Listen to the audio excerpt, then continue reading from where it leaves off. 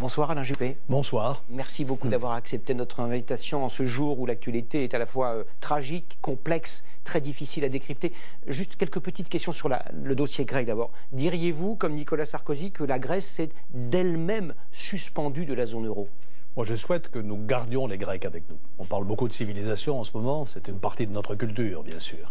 Mais pas à n'importe quelle condition. Et il faut dire la vérité au peuple grec, que je respecte, qui est fier, c'est vrai.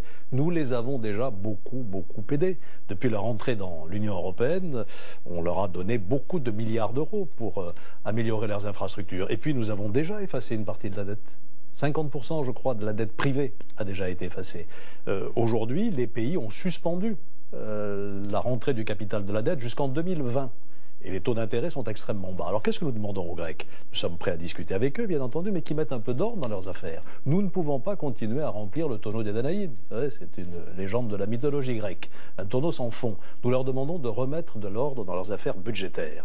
Et pas de pénaliser les petits, comme on nous le dit à la télévision, mais de faire payer ceux qui peuvent payer. Il n'y a pas véritablement de système fiscal en Grèce aujourd'hui. Et c'est la raison pour laquelle le budget est en déficit. Et c'est la raison pour laquelle la dette continue à augmenter. Voilà la logique dans laquelle nous sommes. Alors j'espère que les Grecs peuvent le comprendre et je les appelle à regarder cette réalité en face. Qu'ils restent avec nous, mais qu'ils acceptent aussi un certain nombre de disciplines. Les Portugais l'ont fait, les Espagnols l'ont fait, les Lettons et les Lituaniens l'ont fait. Chaque foyer fiscal français a déjà donné 5 000 € de prêt à la Grèce. On ne peut pas continuer comme ça. Merci pour cette réponse concernant ce sujet très particulier. Nous reviendrons évidemment avec d'autres questions dans un court instant. Alain Juppé, comment avez-vous réagi en apprenant la mort de Charles Pasqua? Avec beaucoup d'émotion. J'ai beaucoup travaillé avec Charles Pasqua. J'ai apprécié sa fidélité au général de Gaulle, son passé de résistant, bien entendu, ses qualités de tribun que tout le monde a saluées. Il savait allier à la fois l'humour, il faisait rire les salles de façon extraordinaire, et en même temps la force qu'il a manifestée aussi dans ses responsabilités ministérielles. Je l'ai vu aux côtés de Jacques Chirac fonder le RPR en 1976 et pour moi c'était mes débuts en politique. Puis après nos routes ont divergé. En 1995 il a fait un choix qui n'était pas le mien.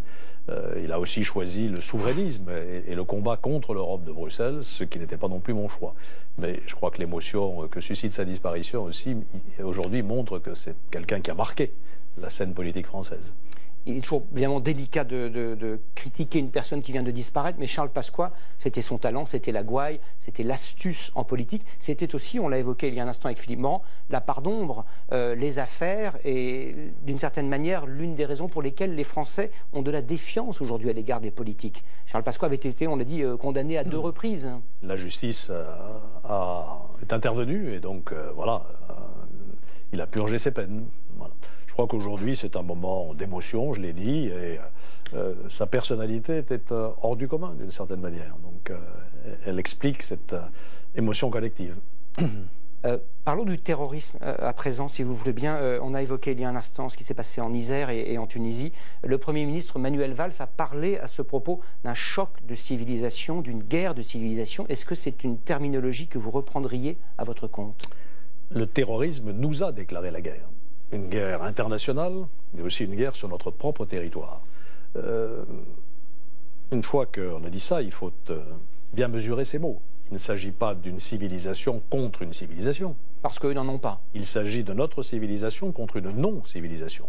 Contre une organisation criminelle, contre un pseudo-État, contre le fanatisme, contre la barbarie. Ce sont les civilisés contre la barbarie, je crois, contre les barbares. Je crois que c'est cela qui est important. Alors il faut se donner les moyens de gagner cette guerre et de la mener. Ça veut dire quoi? D'abord une volonté politique inébranlable de la part de nos autorités.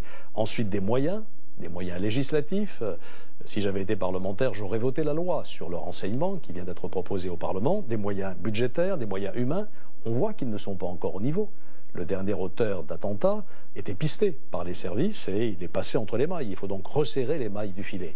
Il faut ensuite renforcer la coopération avec nos partenaires en matière de renseignement, nos partenaires européens.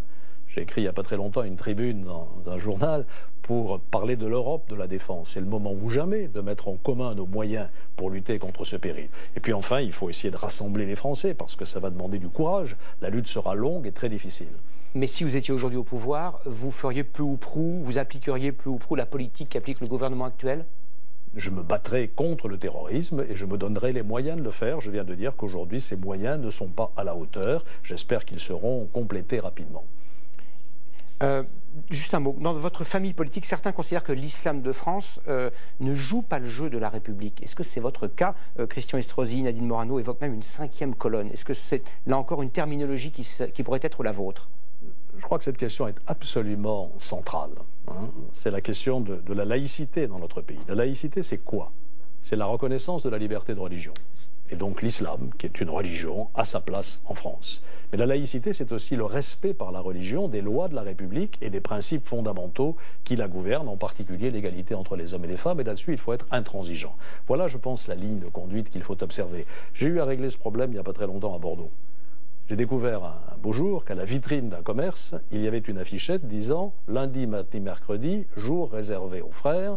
Jeudi, vendredi, samedi, jour réservé aux sœurs. J'ai immédiatement condamné cette attitude et j'ai demandé aux autorités compétentes, aux préfets et aux procureurs, d'engager les poursuites qui convenaient.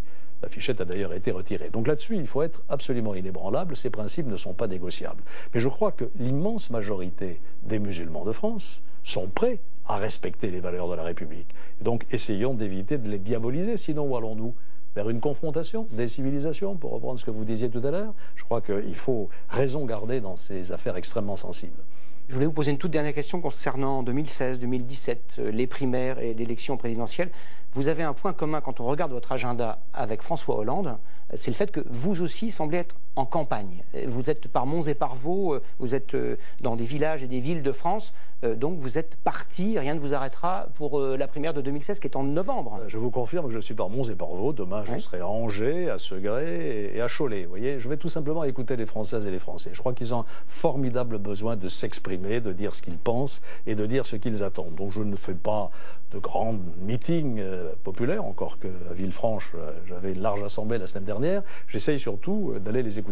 Demain, j'aurai une rencontre avec une table ronde d'agriculteurs. La ruralité en France aujourd'hui est en plein désarroi. Nos ruraux, et pas simplement nos paysans, s'interrogent sur le devenir de leur territoire. Eh bien, je vais aller à leur rencontre pour les écouter d'abord et ensuite, dans un second temps, je leur dirai bien sûr ce que je leur propose.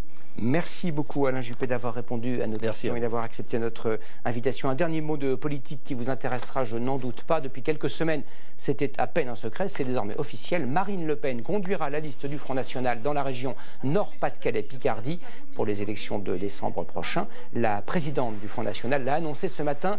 Elle a assuré devant ses militants que même si elle était élue, elle resterait la candidate frontiste pour l'élection présidentielle de 2017. Si vous me permettez d'ajouter un mot, j'ai toute confiance en Xavier Bertrand pour la battre. D'accord. Et je le soutiendrai activement. Merci. Voilà donc pour le mot de la fin.